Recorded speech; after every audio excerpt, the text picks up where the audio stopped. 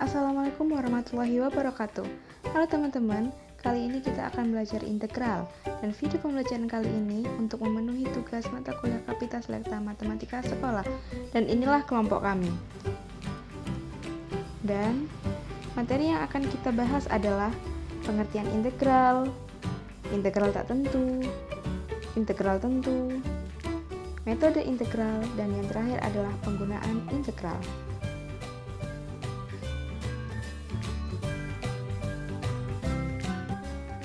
Di integral, saya akan menjelaskan mengenai pengertian integral.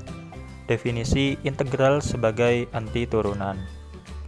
Jika f(x) adalah fungsi umum yang bersifat f aksen x sama dengan fx, maka fx merupakan anti turunan atau integral dari fx.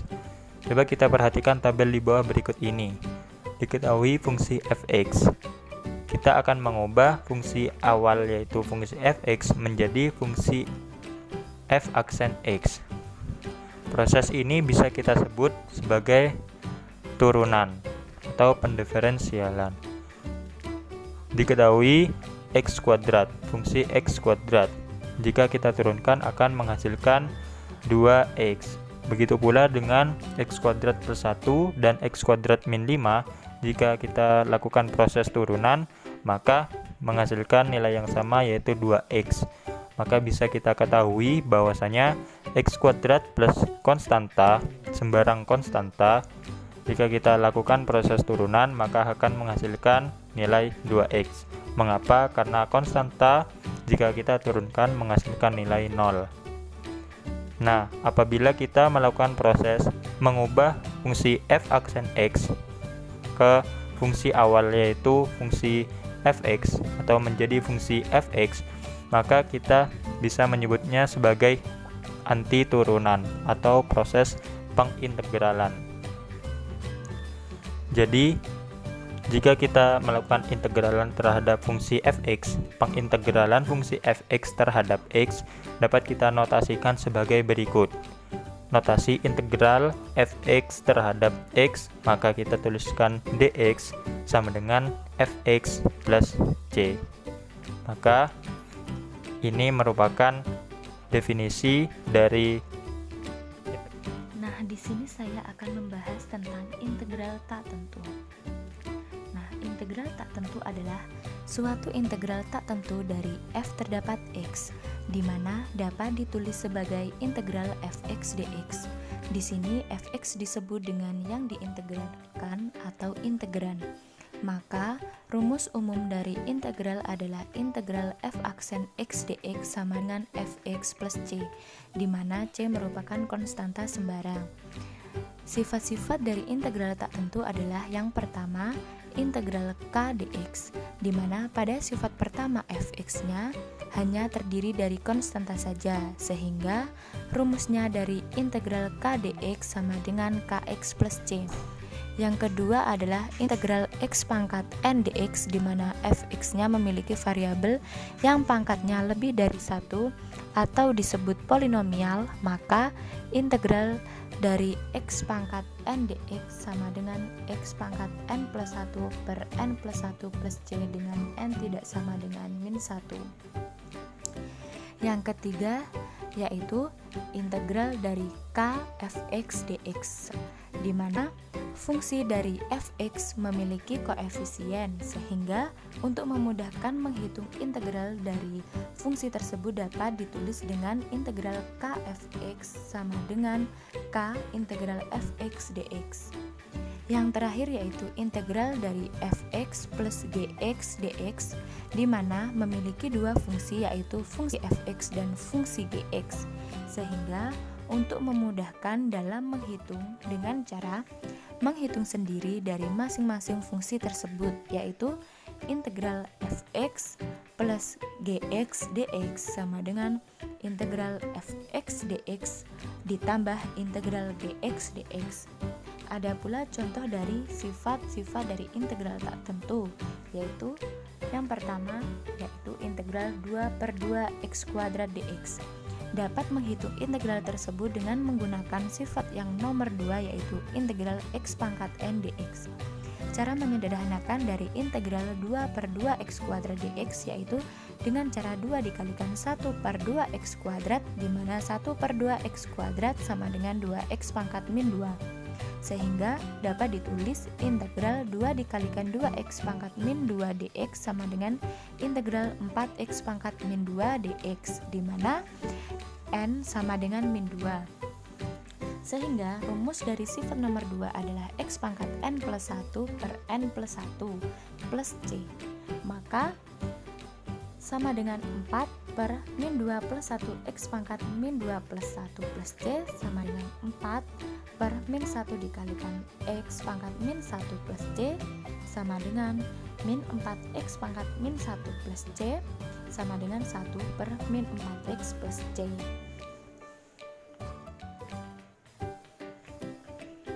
Jika f(x) merupakan sebuah fungsi dalam bentuk trigonometri, maka integral tak tentu dari fungsi f(x) tidak memiliki batas untuk variabel integrasi yang berbentuk trigonometri. Apabila f(x) sama dengan y dan y sama dengan sin x, maka turunannya dari sin x adalah cos x. Maka integralnya yaitu kebalikan dari turunannya, yaitu integral cos x dx sama dengan sin x plus c.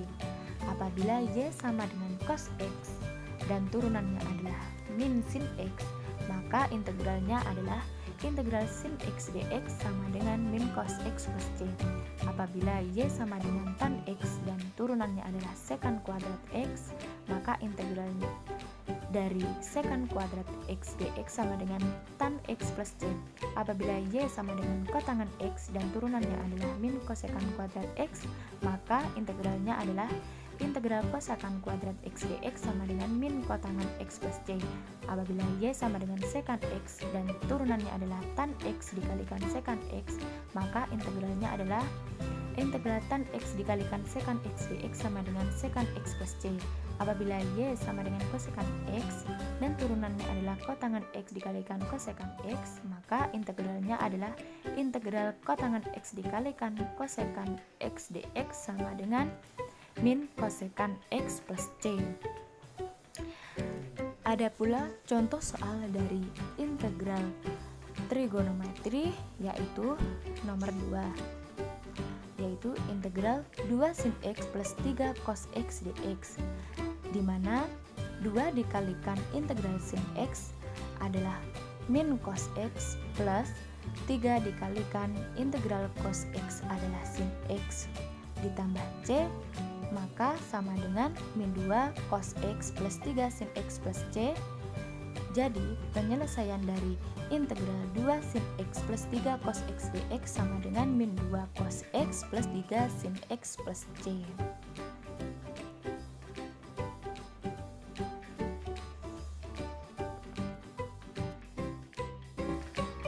Selanjutnya kita akan belajar mengenai integral tentu. Pada beberapa aplikasi integral dikenal istilah batas bawah dan batas atas sebuah integral. Batas inilah yang kemudian menjadi ciri khas sebuah integral dinamakan sebagai integral tentu. Nah, mungkin kalian masih bingung nih seperti apa batas atas dan batas bawah. Nih seperti ini.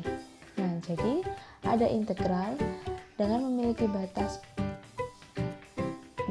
atas yaitu B dan batas bawahnya adalah A. Nah, seperti itu. Jadi, inilah definisi dari integral tentu.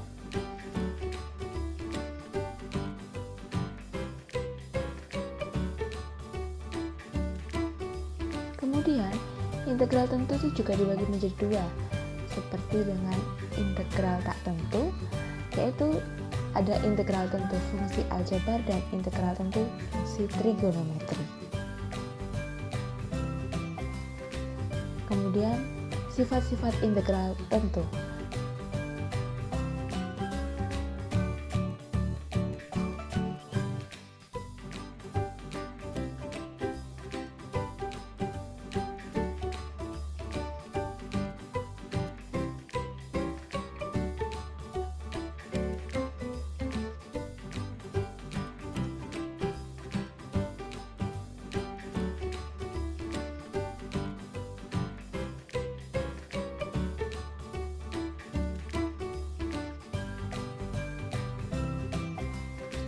Kemudian kita coba di latihan soal ya. Nah, latihan soal misalnya nih, ada sebuah permasalahan, yaitu carilah penyelesaian dari integral 2x plus 1 dx dengan batas 0 hingga 1.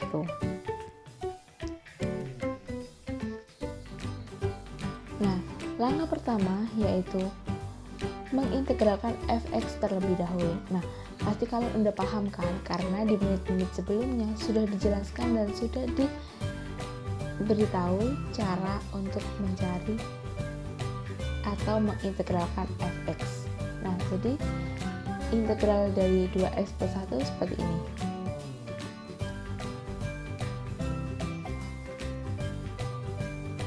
Menjadi 2x kuadrat per 2 plus x dengan batasnya kita ingat ke belakang, yaitu 1 hingga 0.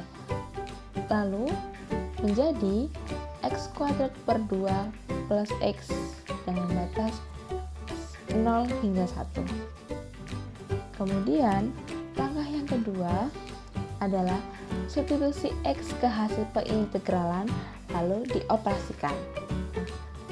Kita substitusikan nih masing-masing. Misalnya ini kan tadi sudah ketemu ya bentuk seperti ini, lalu kita masukkan x-nya kan. Kalian harus ingat nih definisi dari integral tentu yang sebelumnya, yaitu jika ada integral fx dx dengan batas a hingga b, maka akan menjadi fx dengan batas b, batas atas b dikurangi dengan fx dengan batas bawah a, seperti ini. Nah, jadi gimana? Jadi maka fb dikurangi fa menjadi, nah ini dimasukkan 1 ya kan. Nah, hasilnya adalah 2. Seperti ini. Kalian bisa coba sendiri di rumah dengan soal yang lain. Lalu, yang berikutnya adalah integral tentu fungsi trigonometri.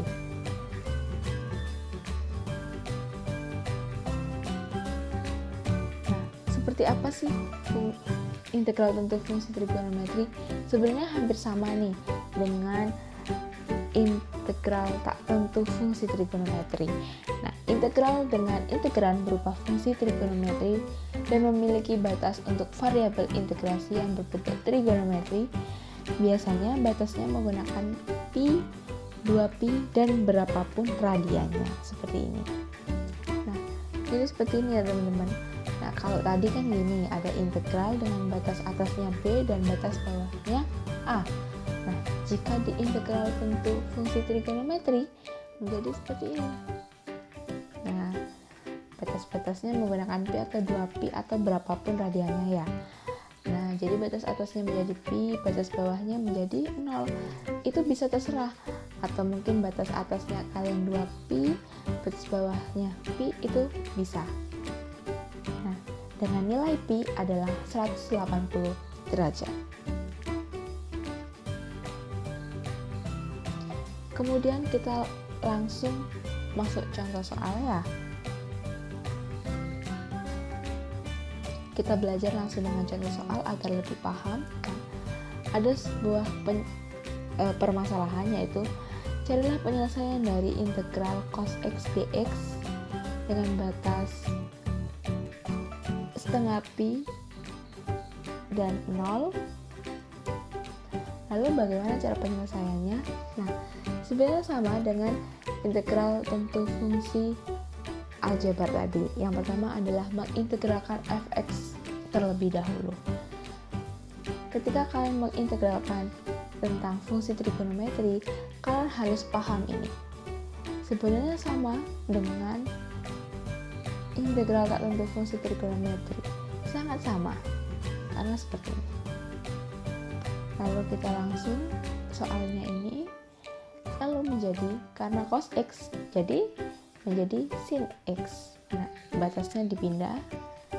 Nah, lalu untuk nilai setengah pi yaitu menjadi setengah kali 180 menjadi 90 derajat.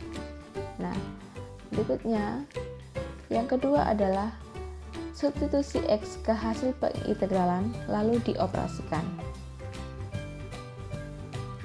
Jadi seperti ini. Nah, lalu disubstitusikan nih ke X-nya. Ingat lagi definisi dari integral tentu seperti yang tadi. Lalu kita substitusikan. Jadi min sin setengah pi dikurangi min sin 0 sama dengan min sin 90 derajat dikurangi min sin 0 derajat sama dengan sin 90 adalah 1 karena negatif menjadi negatif 1 dikurangi sin 0 adalah 0 karena negatif menjadi negatif 0. Jadi negatif 1 ditambah 0 menjadi negatif 1. Sekarang kita masuki metode integral. Di dalam metode integral ini ada dua, yaitu metode substitusi dan metode parsial. Yang pertama kita akan bahas yaitu metode substitusi dulu ya. Metode substitusi itu adalah pengintegralan yang dapat diubah ke dalam bentuk integral f u du. Jadi dengan menggunakan substitusi u sama dengan gx, maka mempunyai turunan integral f dalam kurung gx g aksen s atau turunan dari gx dx dapat diubah menjadi integral f u du. Maka integral f dalam kurung gx g aksen x dx sama dengan integral f u du sama dengan f besar dalam kurung u ditambah c adalah sebagai konstanta dan f dalam kurung gx tambah c. Dan sekarang kita ke contoh soal metode integral yang substitusi. Jika ada integral dalam kurung 2x tambah 5 pangkat 9 dx, penyelesaiannya yaitu dengan cara langkah pertama itu kita misalkan dulu 2x plus 5 itu sebagai u. Kemudian du sama dengan 2x karena turunan dari u ya. Terus du per dx sama dengan 2. Jadi dx sama dengan 1 per 2 du. Langkah yang kedua yaitu substitusi ke soal. Jadi u sama dx nya itu kita substitusi ke soal. Tadi kan soalnya integral dalam kurung 2x tambah 5 pangkat 9 dx kan. Kita ubah menjadi integral u9 u pangkat 9 terus 1 per 2 du. Karena 2x tambah 5 nya tadi kan dirubah jadi u kan. Terus dx nya kita masukkan 1 per 2 du sama dengan 1 per 2 integral u pangkat 9 du. Kita operasikan seperti biasa. 1 per 2 dalam kurung 1 per 9 ditambah 1 u pangkat 9 ditambah 1 karena integral u pangkat 9 ya. Terus ditambah c ini sebagai konstanta. Jadi 1 per 20 karena 9 tambah 1 10 dikali 2 jadinya 20. Terus 1 per 20 u pangkat 10 ditambah c sama dengan 1 per 20 dalam kurung 2x tambah 5 pangkat 10 ditambah c. Jadi kita kembalikan lagi ke persamaan awal u nya ya. Jadi hasil dari integral dalam kurung 2x tambah 5 pangkat 9 dx sama dengan 1 per 20 dalam kurung 2x tambah 5 pangkat 10 ditambah c. C sebagai konstanta ya. Konstanta itu nilai yang bisa berubah-ubah. Sekarang kita ke metode integral yang parsial ya. Misalkan fungsi u sama dengan u dalam kurung x dan fungsi v sama dengan v dalam kurung x. Fungsi ini yaitu hasil kali kedua fungsi dikalikan dan ditentukan oleh y sama dengan uv. Berdasarkan aturan turunan hasil kali fungsi-fungsi, maka diperoleh y aksen sama dengan u aksen v ditambah uv aksen. Jadi dy per dx sama dengan du per dx kali v ditambah u dikali dv per dx. Kemudian menggunakan operasi pengintegralan pada masing-masing persamaan ya. Jadi ada beberapa persamaan yang kita bisa gunakan di dalam metode parsial ini udah ditentukan ya. Dan sekarang kita ke contoh soal metode integral parsial. Jika Jika ada integral x sin x dx menggunakan rumus integral parsial ya, penyelesaiannya yaitu dengan langkah pertama adalah kita misalkan dulu x sebagai u, du sama dengan dx karena turunan dari u, dv sama dengan sin x dx, kemudian v sama dengan integral dv sama dengan integral sin x dx karena kita ganti dv sebagai sin x dx, kemudian min cos x hasil dari integral sin x dx ya, karena integral sin adalah min cos. Kemudian langkah yang kedua yaitu kita ambil persamaan di dalam integral parsial yang sama dengan soal. Jadi integral u dv sama dengan uv dikurang integral v du. Kita masukkan soalnya integral x sin x dx sama dengan u kita ganti dengan x, v kita ganti min cos x dikurangi integral v nya kita ganti min cos x, du nya kita ganti dx. Kita operasikan seperti biasa.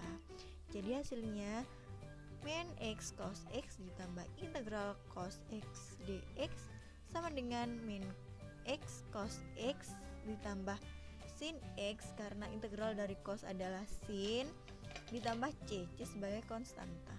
Jadi dengan memilih u sama dengan x dan dv sama dengan sin x dx, maka kita berhasil menyelesaikan soal integral x sin x dx. Hasilnya adalah min x cos x ditambah sin x ditambah c sebagai konstanta. Saya akan membahas tentang penggunaan integral. Yang pertama, saya akan membahas tentang luas daerah. Luas daerah dibatasi kurva, misalkan y sama dengan fx menyatakan persamaan kurva di suatu bidang xy, dan misalkan f kontinu dan tidak negatif, fx lebih dari sama dengan 0 pada suatu interval a, b seperti gambar di bawah. Nah, di sini saya menyajikan dua buah gambar. Silakan kalian amati dan pahami. Jika sudah, mari kita lanjutkan ke slide berikutnya. Nah, di sini juga saya menyajikan dua gambar. Silakan kalian perhatikan gambar di sebelah kiri bagian atas. Nah, di sana ada luas daerah A yang bisa dicari dengan cara luas daerah di bawah kurva fx dikurangi dengan luas daerah di bawah kurva gx. Atau bisa dituliskan integral fx dx dengan batasan a sampai dengan b dikurangi dengan integral gx dx dengan batasan a sampai dengan b. Atau bisa lebih disingkat lagi tulisannya sebagai integral fx dikurangi gx dx dengan batasan antara a sampai dengan b. Nah, untuk lebih paham lagi, silakan kalian perhatikan gambar di sebelah kiri bagian bawah. Di situ ada sebuah soal untuk menentukan luas daerah yang diaksir. Silahkan kalian amati gambarnya, dan di sebelah kanan ada penyelesaian. Kurva fx di sini disimbolkan dengan fungsi 12 dikurangi dengan 3x pangkat 2, dan gx disimbolkan dengan fungsi 6 min 3x dx. Dengan penyelesaian akhir, luas daerah sama dengan 10 satuan. Selanjutnya, saya akan membahas tentang volume. Yang pertama, volume benda putar yang mengelilingi sumbu X. Misalkan R daerah yang dibatasi oleh grafik fungsi fx, sumbu X garis X sama dengan A sampai Y sama dengan B, dengan A lebih dari B, maka volume benda putar yang diperoleh dengan memutar daerah R mengelilingi sumbu X sebagai berikut. Bisa kalian perhatikan gambar sebelah kiri.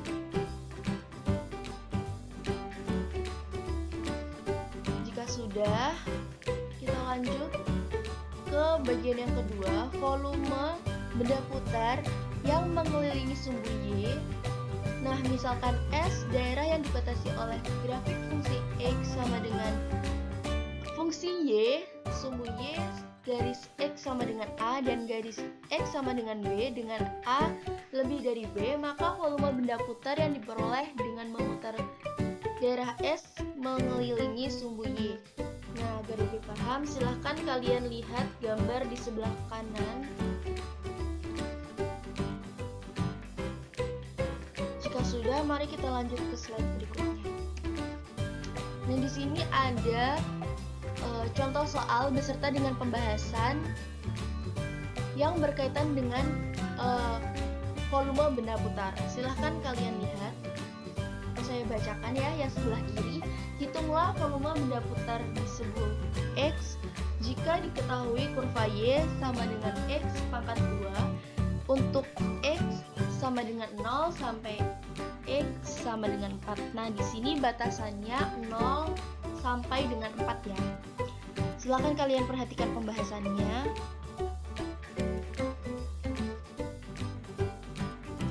Nah, di sini bisa kita lihat volume sama dengan pi integral dari y kuadrat dx dengan batasan 0 sampai dengan 4.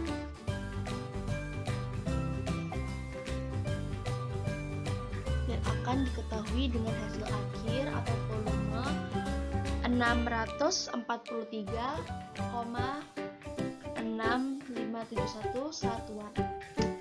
Dan yang kedua, tentukan volume benda putar di sumbu Y, kurva Y sama dengan X kuadrat, garis Y sama dengan 0 dan garis Y sama dengan 4 diputar mengelilingi sumbu Y. Ingat pembahasan seperti di bawah sebelah kanan, yaitu volume sama dengan pi integral X kuadrat dx dengan batasan 0 sampai dengan 4. Silahkan kalian kerjakan dan lanjutkan. Nanti hasil akhir yang akan ditemukan yaitu volume sama dengan 25,1 satuan. Jika sudah, mari kita lanjut ke slide berikutnya. Selanjutnya, volume benda putar yang dibatasi kurva fx dan kurva gx dan mengelilingi sumbu x. Daerah yang dibatasi oleh kurva fx dan kurva gx dengan mutlak fx lebih dari sama dengan mutlak gx pada interval a, b, maka volume benda putar yang diperoleh dengan memutar daerah S mengelilingi sumbu y adalah dan diputar mengelilingi sumbu X. Nah, kalian bisa perhatikan gambar di sebelah kiri. Silahkan perhatikan dan pahami. Jika sudah, mari kita lanjut. Yang selanjutnya, volume benda putar yang dibatasi kurva Fx dan kurva Gx dan mengelilingi sumbu Y. Daerah yang dibatasi oleh kurva F, Y, dan kurva Gx dengan mutlak Fy lebih dari sama dengan Ky pada interval a, b, maka volume benda putar yang diperoleh dengan memutar daerah S mengelilingi sumbu Y adalah dan diputar mengelilingi sumbu Y. Silahkan kalian perhatikan dan pahami gambar di sebelah kanan. Di situ sudah ada sebuah gambar dan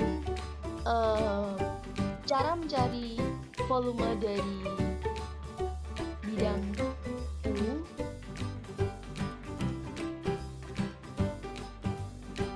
Baik, jika sudah, saya akan mengakhiri penjelasan dari materi yang sudah saya bawakan. Apabila ada kesalahan, mohon dimaafkan dan semoga materi yang sudah saya jelaskan bisa bermanfaat dan bisa membantu kalian. Terima kasih.